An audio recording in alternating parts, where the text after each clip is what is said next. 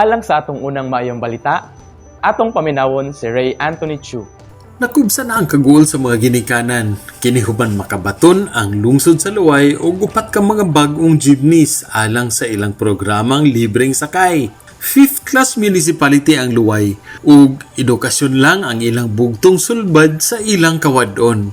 Apan matod ni Mayor Hilario Lahar Ayuban, bisan sa pagpaeskwela ang pagpamiliti nagpuno sa ilang suliran. Highway man ang Luway, sa kadaghan sa pasahero muminos dito ang kasakyan labi nagting padulong ug tinggikan sa eskwelahan. Resulta, daghan ang sa pagpauli malangan nga gikahingawa usab sa mga ginikanan. Nabugna na to ni programa sa libreng sakay. So unsa ni? So ang atong LGU ni purchase og mga jeepneys na mo'y atong magamit pag patransport sa atong mga estudyante padung sa Tagbilaran ug pauli o uban nga mga eskwelahan nga libre.